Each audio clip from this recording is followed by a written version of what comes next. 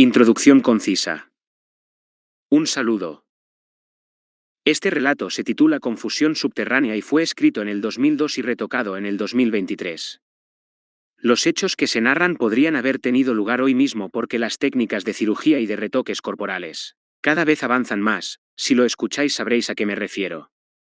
Lo único que ha cambiado en estos años es el aspecto del lugar en el que transcurre parte de la acción, ya que entonces se trataba de un barrio que aún tenía algo de sabor a pueblo a pesar de encontrarse en una gran ciudad, y ahora de aquello apenas queda nada. Por lo demás, el relato se podría haber escrito en el presente año. Os dejo pues con él y espero que sea de vuestro agrado. Confusión subterránea. María José caminaba por las calles estrechas y oscuras del humilde y viejo barrio madrileño de Tetuán. La noche empezaba a caer.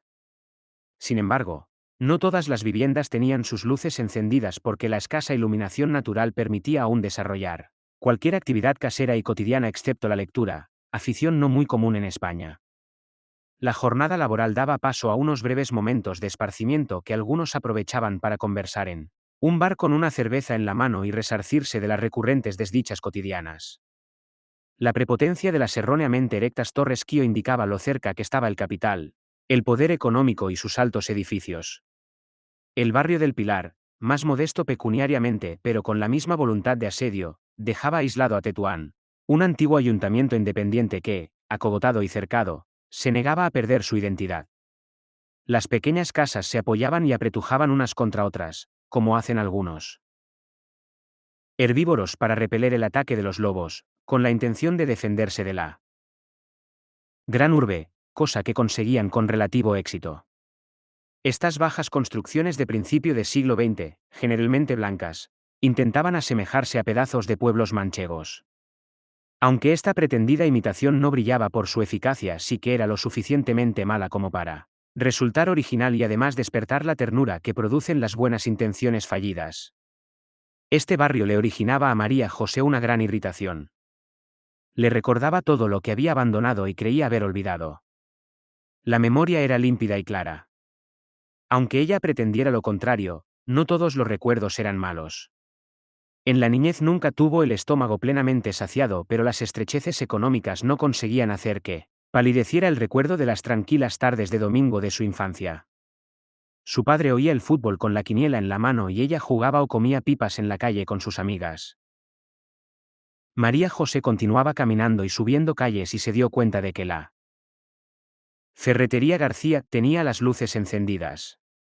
Dentro estaba Pedro, el propietario, quien no podía retirarse porque sus hijos no querían heredar el negocio. Sus nietos eran muy jóvenes y su pensión de jubilación sería escasa. Miró con curiosidad el interior de la tienda y se fijó en los rasgos físicos de Pedro. Este, con 15 años, le había tocado el trasero a Pepita, él la llamaba así, varias veces hasta conseguir que la chica se rindiera y aceptase ser su novia. Esta circunstancia hacía que le recordase con simpatía y que quisiera charlar un rato con él. Se dispuso a entrar en la tienda pero se detuvo. La visión cercana de Pedro le produjo algo parecido a un estremecimiento de asco. Él aparentaba los 66 años que tenía.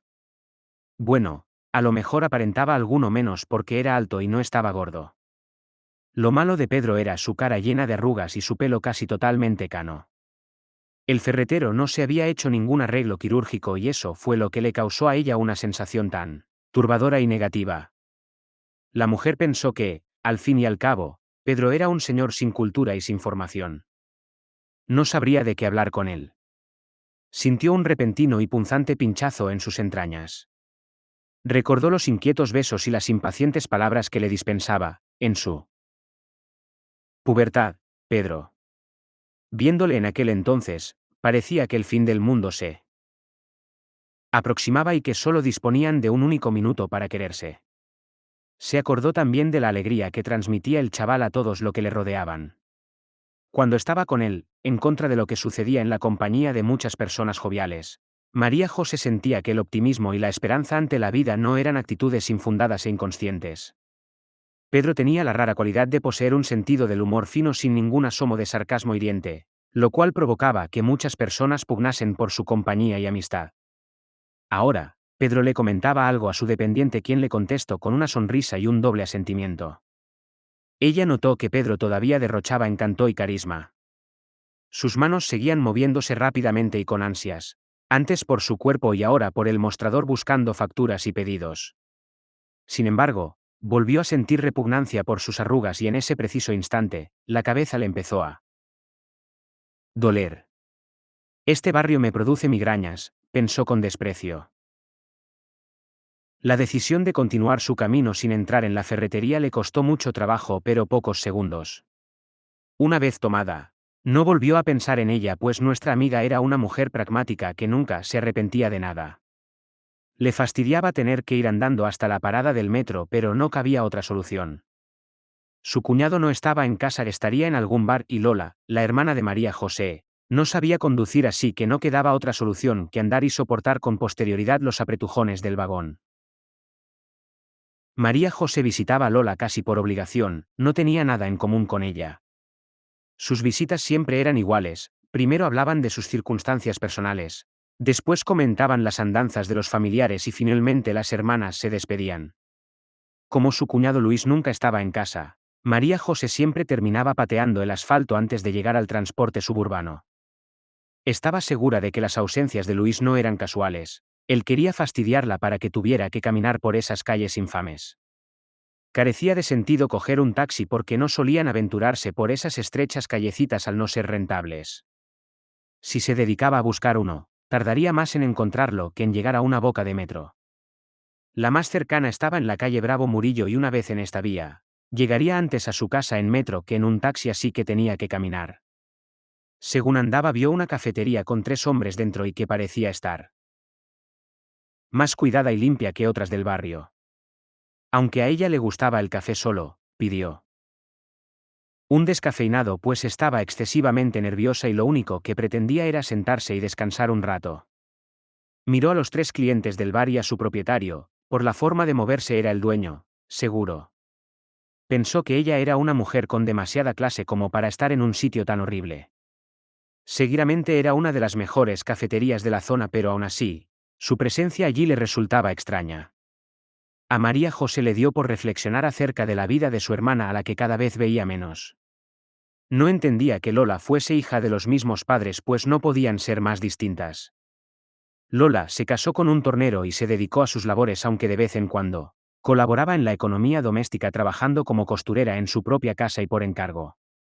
A Lola le faltaba el arrojo necesario para salir de su ambiente social. También le faltó cultura, pero sobre todo arrojo, que era lo más importante. María José, más adinerada que su hermana y el resto de sus familiares, era la única de ellos que tenía estudios. El otorgamiento de una media beca y una mejoría laboral de su padre permitieron que ella pudiese estudiar. Cursó la carrera de magisterio, en concreto la especialidad de letras, que por entonces era una de las pocas carreras que hacían las mujeres. Estudió con responsabilidad pero sin ahínco porque, haciendo gala de su proverbial realismo, el principal objetivo de su presencia en la universidad fue el encontrar un marido que fuese un buen partido. Por tanto, no frecuentó la compañía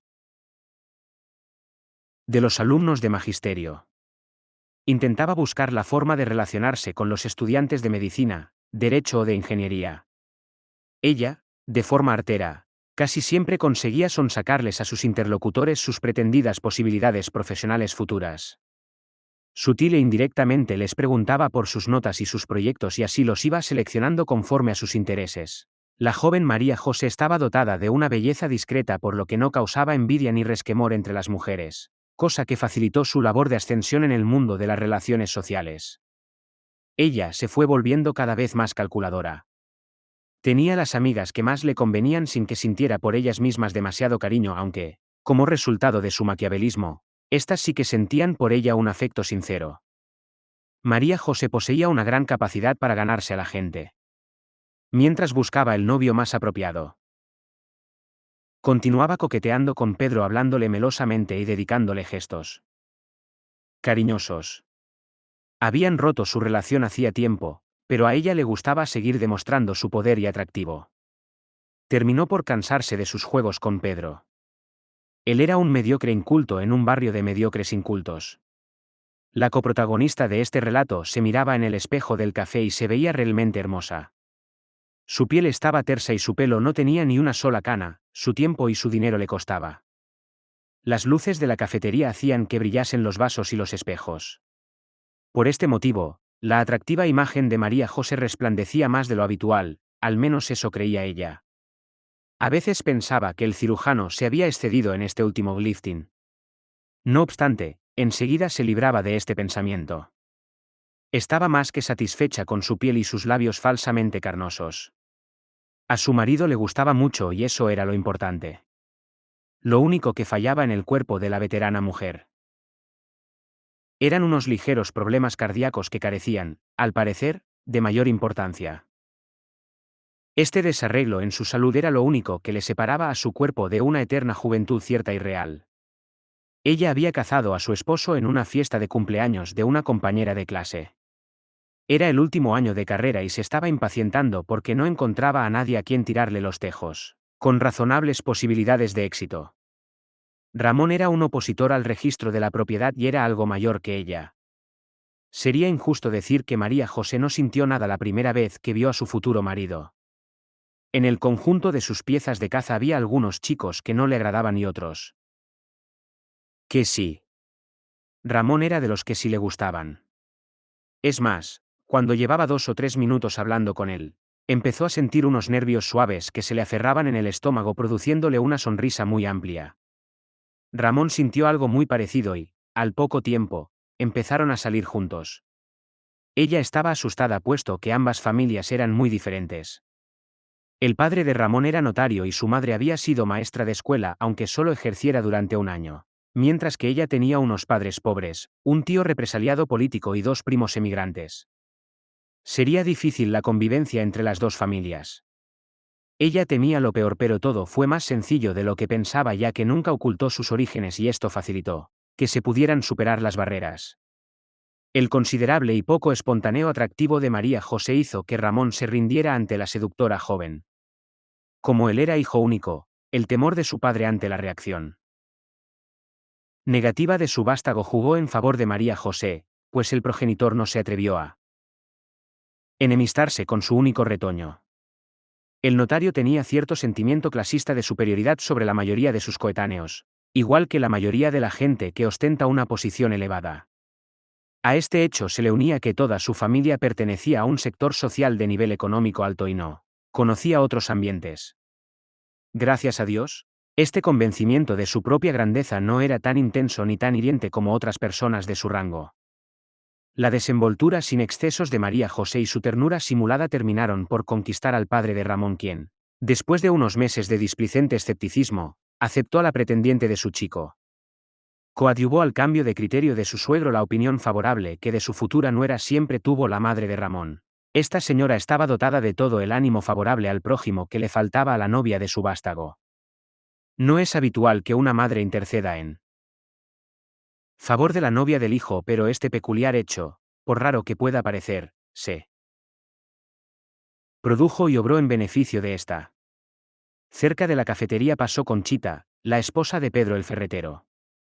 Ya era de noche y las luces del establecimiento permitían que las personas que estaban dentro estuviesen visibles para los viandantes. María José deseó que Conchita no la viera y que continuase andando. Debía de hacer unos 4 meses que no hablaba con ella. Pepa, como algunos del barrio la llamaban informalmente, siempre le anunciaba sus visitas a Lola con un día o dos de antelación.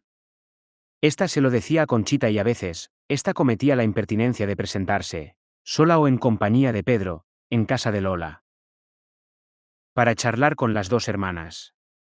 La cónyuge del registrador había visto por última vez a Pedro unos 10 meses atrás y entonces, curiosamente, sus arrugas no le causaron asco. La explicación era bien sencilla. María José ahora ya estaba demasiado acostumbrada a sus nuevas y artificiales facciones que tenían una antigüedad de tan solo 3 meses. En consecuencia, su intolerancia respecto a las imperfecciones físicas había aumentado considerablemente. Tampoco era condescendiente en lo relativo a los defectos mentales y sociales. Por eso Pedro y Conchita le resultaban insufribles porque ellos poseían todas las imperfecciones posibles. Por estos motivos no quería ser vista por Conchi. No tuvo suerte. Conchita la miró. Gracias a la intensidad de la iluminación interior la reconoció y, tras dudar un poco, entró en el café. Y hola Pepa. No sabía que eras tú. Es que cada día estás más joven, dijo Conchita con algo de sorna. A María José no le gustaba que la llamasen Pepa. Ese apelativo solo lo aceptaba en boca de su marido. Dicho por tipo de gente le sonaba paleto. En cambio, utilizado por Ramón era una veleidad graciosa y coloquial. Conchita pidió una cerveza y empezó a hablar y hablar. Cuando eran pequeñas, la charla de Conchi ya era reiterativa y pesada. Hay gente que no cambia, pensaba la semiforastera mientras aguantaba estoicamente el tormento de la contumaz voz de Conchita. María José creía que Conchita no había sabido abandonar ese barrio sucio y subdesarrollado. Cuando eran adolescentes y jóvenes, Conchita provocaba la envidia de las demás chicas de la pandilla. Ella sí que gozaba del tipo de belleza femenina que algunas mujeres no quieren tener cerca porque les deja en un segundo plano. A María José, o Pepa según prefiera el lector, no le preocupaba entonces la cercanía de Conchita puesto que juzgaba vulgar el físico de esta y no la consideraba, en ningún caso, su adversaria, pues un hombre que se fijase en Conchita no podía ser una persona con buen gusto.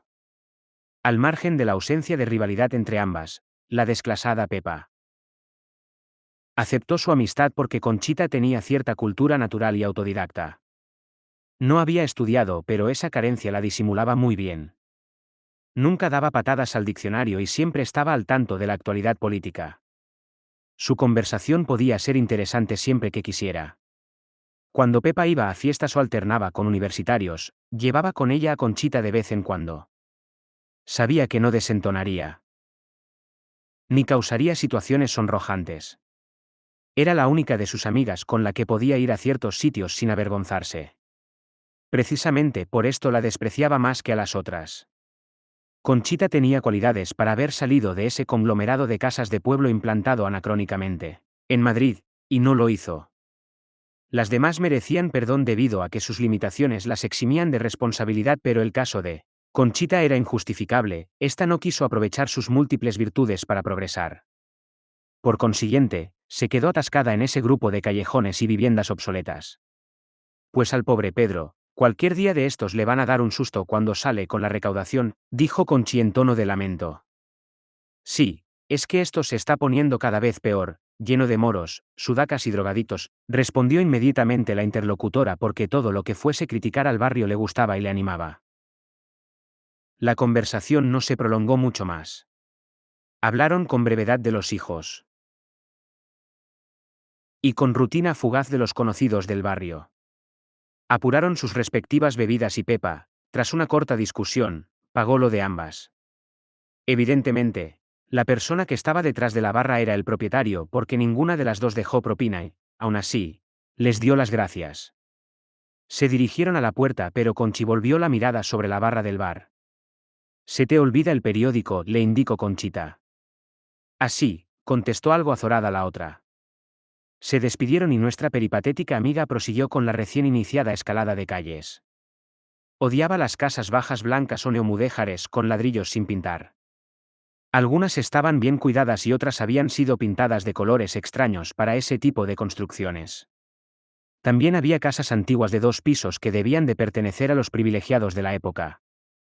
Estas viviendas se veían asaltadas por edificios de los años 60 o 70, que tenían 3 o 4 horribles plantas, y por otros edificios más modernos, de los 90 o de finales de los 80, pero menos horrorosos.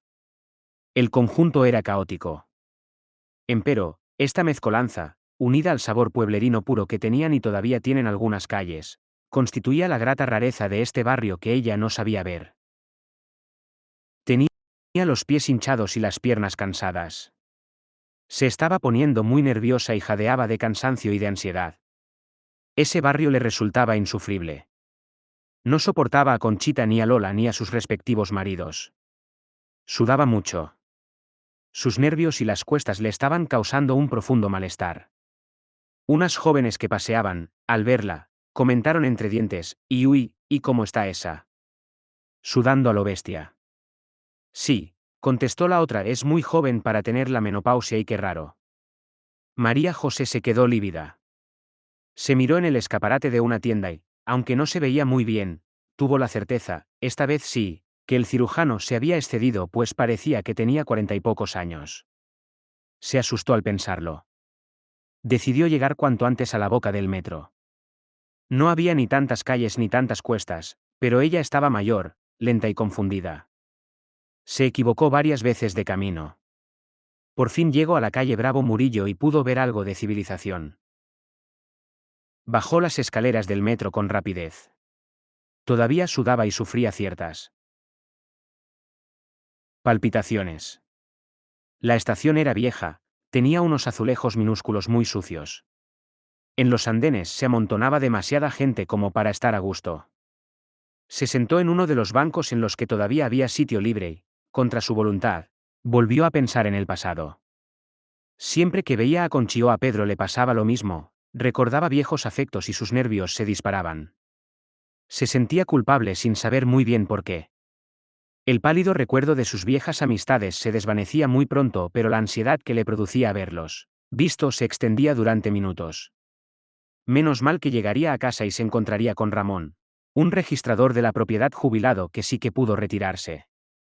En cambio, un ferretero lo es para toda la vida porque no tiene medios económicos para dejar de serlo y disfrutar de una vejez ociosa. En ese barrio no se puede disfrutar de nada, sentenció para sí misma.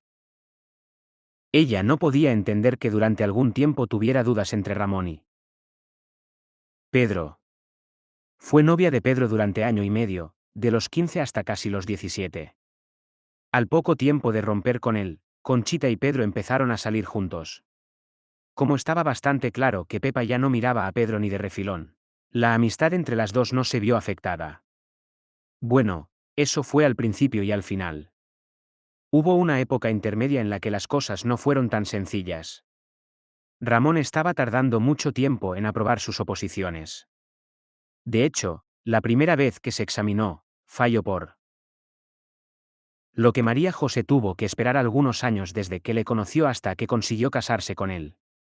Durante ese tiempo, estuvo a punto de desesperarse y volvió a tantear la posibilidad de Pedro porque éste había recibido un espaldarazo de la fortuna en forma de herencia. Esto alteró su amistad que estuvo a punto de romperse. Todo volvió a su cauce puesto que la revista Muchacha reflexionó y lo arriesgó todo a la carta de Ramón y ambas volvieron a tener una buena relación. Sin embargo, una vez casada María José, las dos jóvenes se distanciaron otra vez mucho puesto que sus entornos eran muy distintos. Pedro trabajaba como dependiente en la ferretería del señor García. El propietario de la tienda, quien sentía un gran afecto por Pedro, era un viudo viejo que tenía por única familia a un primo lejano. Al morir le dejó la mitad de sus bienes a cada uno de sus dos herederos, Pedro y su primo, pero dicho familiar tardó poco en venderle a buen precio a Pedro su parte del negocio. El dependiente se había convertido en un aceptable partido. Gracias al viejo ferretero, Pedro y su novia pudieron casarse y vivir sin estrecheces. Además, ella estuvo muchísimos años trabajando de taquillera en un cine más o menos cercano. Una ferretería moderadamente próspera y un sueldecillo les permitían ser los potentados de su calle. Con todo, su nivel económico y cultural no se acercaba ni de lejos a la vida que llevaba nuestra coprotagonista con Ramón. María José no entendía que Conchi aguantase. Tanta vulgaridad en su vida y más extrañeza le causaba aún la apariencia de felicidad de su vieja conocida. No sabía qué pensar, probablemente su antigua amiga disimulaba muy bien y en el fondo se sentía muy frustrada. En cambio, la realidad era muy distinta, Conchi era razonablemente feliz, había conseguido transformar sus deseos en costumbre sin que eso le provocase aburrimiento. Por eso estaba siempre de buen humor y hablaba tanto. A pesar de que la dicha de su antigua amiga era evidente, María José estaba convencida de que su vieja conocida llevaba una existencia llena de frustraciones y fracasos. El tren no llegaba. Ella ansiaba volver a su casa, una casa afrancesada con solera y rehabilitada sin haber estado nunca estropeada. Quería disfrutar de sus techos altos y de la tarima que crujía elegantemente cuando alguien la pisaba. Era una casa amplia y de calidad, no como las de su antiguo barrio. Ella nunca pudo asimilar el apego que le tenía su madre, la señora Juana, a la vieja casa familiar. Era una casita blanca de una planta, igual que las que ya hemos descrito anteriormente. Tenía un pequeño huerto que la señora Juana aprovechaba para sentarse en una silla plegable, tomar el sol, recordar a los ausentes y evocar los juegos de sus hijos en aquel angosto patio. Cuando murió la señora Juana, sus hijas Lola y Pepa pudieron vender la casa a una empresa constructora y consiguieron unos dividendos que les vinieron muy bien, especialmente a Lola, que casi siempre estaba apurada en este aspecto. Por fin llegó el tren. Entró en él y no encontró sitio para sentarse. Su cansancio y su alterado estado de ánimo aumentaban su excitación y el ritmo de los latidos de su corazón. Sufría fuertes taquicardias, pero su acartonado rostro no delataba dolor alguno. Estaba indignada porque nadie se levantaba para cederle el asiento. Tenía 66 años y merecía un respeto. No comprendía la actitud del resto de los viajeros. Se miró el rostro en los cristales de las ventanas del tren y se vio a ella misma. Con 40 y pocos años, por eso no la dejaban sentarse. Notó que se mareaba y que perdía el conocimiento. Se agarró a la barra con todas sus fuerzas y miró a un hombre todavía joven que seguramente no llegaría a los 30. Este pasajero estaba sentado y la miraba fijamente, con suma extrañeza. Llevaba puesto un polo de manga larga y de marca barata. A sus años ya no debería llevar eso, y qué mal viste este joven. Pensó María José mientras continuaba la agonía de la mujer con su corazón. No, si ya decía Ramón que volviese a ir al médico para que me tratase, se lamentaba. Desgraciadamente, la serenidad artificial y perenne de su cara impidieron que los pasajeros se dieran cuenta de su situación. Ella se cuestionó la idoneidad de su aguante silencioso. Pensó en explicarle a alguien la razón de su renovada fachada física para que accediesen a dejar su asiento libre. Sin embargo, rehusó intentarlo.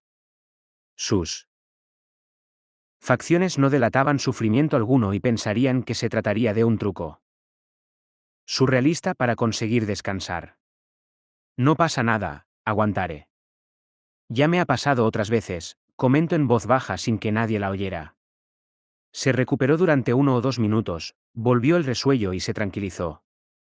La culpa es de ese puto barrio, razonó torcidamente, pero convencida. Estaba segura de que la causa de su lamentable estado físico actual la tenía un montón de casas y de callejuelas. María José no se podía quitar de la cabeza las palabras de Tito, un escultor homosexual que era amigo de Ramón.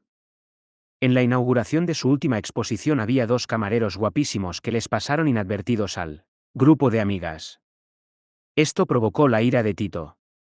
La vida burguesa os ha dejado amuermadas, estáis muertas. Esos son los hombres más guapos que he conocido en mi vida y vosotras cotilleando como arpías, les gritó enfadado el escultor. Ellas estaban más pendientes de criticar con dureza los vestidos de las amigas, que se encontraban en el otro lado de la sala, que de la belleza de los hombres allí presentes. Esto fue más fuerte que la paciencia y la buena educación de Tito y este espetó su comentario al grupo de parlantes señoras. María José no entendía por qué se le había incrustado en el cerebro el reproche del artista plástico, pero apartó la cuestión de su mente por ser irrelevante. Por otro lado, ya se sentía un poco mejor y creyó que podría llegar en buenas condiciones a su casa. No fue así. Un ataque repentino al corazón acabó con su vida de forma fulminante. Juan tenía 28 años, era profesor de matemáticas con contrato eventual en un colegio concertado. Su sueldo era escaso y le adjudicaban los peores horarios. Para completar el sueldo daba clases en una academia particular a los alumnos que suspendían matemáticas o física. De allí venía. Le gustaba dar clases en esta academia sin que el escaso interés por la asignatura que tenían los alumnos le afectase. Allí los grupos no eran muy numerosos, no excedían los 5 alumnos. Esto era mucho mejor que domar una clase de 30 o 40 chavales con un desorden mental fuera de lo humanamente imaginable. Los padres que llevaban a sus hijos a clases particulares disponían de aceptables medios económicos y de cierta cultura. Esa preocupación por el presente y futuro académico de sus hijos no lo tenía cualquiera. Por tanto, la educación cívica de sus hijos era, al menos, correcta. Así que estas clases reducidas eran mucho más controlables. Además, Juan se sentía animado porque podía disfrutar de la franqueza y la autenticidad de los chavales en la academia privada más que en el colegio. Las chicas adolescentes eran más extrovertidas y simpáticas que los chicos, siempre decían lo que pensaban y parecía que tenían muchas ganas de vivir. Ellos, por el contrario, se escondían tras las fuertes barreras de la timidez, la agresividad o de ambas cosas a la vez. También era verdad que los colmillos, en general, eran más retorcidos y afilados en el caso de las muchachas que en el de los varones. Afortunadamente, tanto ellos como ellas, terminaban cediendo y simpatizando con Juan. Le gustaba sentir cómo esos muchachos miraban al futuro con optimismo y curiosidad, aunque esta actitud fuese consecuencia del ímpetu ignorante propio de la edad. Por otro lado, le sorprendía gratamente la facilidad con la que sus alumnos pasaban de un comentario procaz a una sonrisa infantil en cuestión de segundos. Ellos se reían, a veces, de contrasentidos y de hechos que Juan pensaba que solo podían resultarles graciosos a niños de menos de 11 años. Esta contradicción tan evidente entre cuerpo y mente le ocasionaba a Juan dudas a la hora de hablar con sus alumnos, pues, en ocasiones, no sabía cómo enfocar la conversación ni qué comentarios hacer. En cualquier caso, el hecho de relacionarse casi a diario con los chavales le suponía una recarga de energía que le revitalizaba el espíritu. Con todo, este efecto, en principio positivo, podía causarle algún instante de confusión. De hecho, en algún momento llegó a su mente la efímera idea de un hipotético romance con alguna de sus alumnas de la academia, pero las pocas veces que tuvo esta ocurrencia la desechó con rapidez. No era más que un delirio proveniente del desamparo anímico que le provocaba su reciente ruptura con Clara. No obstante el abatimiento provocado por la separación con su cónyuge, Juan estaba seguro de haber tomado una buena decisión al dejar a Clara. Ella se sentía muy insatisfecha con lo que a él le satisfacía y así ninguna pareja puede llegar a buen puerto. A Clara le disgustaba profundamente que el bajo sueldo de su cónyuge le obligase a pluriemplearse en la academia. Él intentaba explicarle que esa era la parte de su trabajo que más apreciaba y que, incluso sin necesidad, seguiría impartiendo esas clases. Pero resultaba inútil explicárselo. Su novia no lo entendía o no quería entenderlo. Tampoco entendía que los viernes, al terminar las clases, Juan se fuese a jugar al futbolín con sus alumnos. Nunca estaba más de 3/4 de hora. Él sabía que estar más tiempo con ellos, además de patético, socavaría el principio de autoridad que debe tener un profesor sobre los alumnos. A ella, este compadreo con los chavalines le parecía vergonzoso. Él alegaba que nunca haría tal cosa con los alumnos del colegio, pero que la figura de un profesor de clases particulares de apoyo era muy distinta. Sin embargo, a Clara no le convencía ningún argumento, por racional que fuese, que le diera Juan. Ella solo quería utilizar cualquier circunstancia como arma arrojadiza para discutir con él. Por si esto fuera poco, Juan tenía que aguantar las letanías autosuficientes de Clara en las que alababa a su propia familia por sus logros económicos. Él, que venía de una familia modesta, se tomaba esto como un elegante e indirecto desprecio que le enviaba su chica. Ella también insistía en que Juan debía prestar más atención a la calidad y los colores de su atuendo. Las recriminaciones terminaban cuando Juan estallaba y arremetía contra Clara. Estas discrepancias acabaron con su noviazgo. Él tomó la decisión de cortar el lazo cuando ella estaba a punto de hacer lo propio. Esta anticipación permitió que su orgullo quedase menos quebrado que el de Clara. La autoestima de esta, por el contrario, quedó gravemente dañada porque fue abandonada por alguien a quien ella consideraba inferior. Sin embargo, a Juan también le afectó la ruptura. El día siguiente al punto final de su relación, anduvo enfebrecido. Desde la plaza de Castilla hasta Cuatro Caminos. Recorrió la calle de Bravo Murillo con paso ligero y la mente en ebullición. El paisaje urbano cercano no le pareció bonito pero sí curioso. Al terminar la caminata le dolían los gemelos y los pies, pero sus ideas eran más nítidas que nunca. Había acertado echando a Clara de su vida. Esta certidumbre le llevó a otra, su tristeza, que era grande, se debía únicamente al hecho de haber perdido en una persona equivocada varios años de su vida y muchos buenos sentimientos. 3 años atrás, Clara no era tan superficial, aunque ya apuntaba maneras y, por esta razón, Juan no terminaba de explicarse cómo se había enamorado de ella. Él pensaba en todo esto mientras observaba y escrutaba el rostro de la mujer que tenía enfrente. Creyó que las facciones y gestos de Clara, una vez transcurridos unos años, quedarían tan vacíos y hueros como los de la persona a la que miraba en ese momento. Juan había finalizado su jornada de trabajo y estaba muy cansado. Casi vivía en la línea primera del metro madrileño. Él residía cerca de la parada de Miguel Hernández, el colegio estaba cerca de Estrecho y la academia estaba muy próxima a la plaza de Castilla. El cansancio le destrozaba el cuerpo, pero las clases particulares le reconfortaban lo suficiente para llegar a casa tranquilo, relajado y conforme con su profesión. Probablemente fuese el contraste entre la frescura y la sinceridad de algunos de sus alumnos, a los que acababa de dejar, y la cara del ejemplar humano femenino que tenía enfrente lo que le hacía sentir cierta repugnancia. En esa cara se ve la inanidad de toda su vida, y eso que no debía de ser muy mayor, seguramente no. Superaría en mucho los 40 años. Tenía pocas arrugas pero su piel estaba tan reseca que parecía que fuese a romperse de un momento a otro. La inexpresividad de esta persona era total. Juan se planteó que la falta de expresión de la mujer quizás se debiera a que ésta se encontraba mal. Sin embargo, desestimó rápidamente esta suposición. Tiene esa cara porque se la merece, concluyó.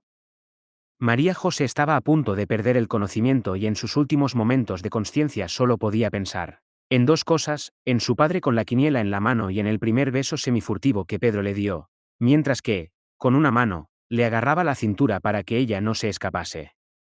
Volvió a sentir como propia la ilusión dominical de su padre y como hecho presente la electricidad de los labios de Pedro. Antes de morir, retornó a su infantil corazón la ilusión y el desasosiego de las personas enamoradas y de las que esperan un golpe de suerte que consideran tan improbable como justo. María José tuvo ganas de luchar para aprovechar esta nueva perspectiva vital pero no pudo. Un enorme dolor le invadió el pecho y murió. El tren estaba tan lleno que la finada no cayó al suelo. Las espaldas de otras personas la sujetaban. Si cayó al suelo el cabece que llevaba bajo el brazo, pero nadie se percató de ello. En la parada de iglesia, el vagón se aligeró de pasajeros y un inerte cuerpo humano se desplomó. Al caer, la cabeza golpeó las rodillas de Juan, quien casi se muere del susto. Fin.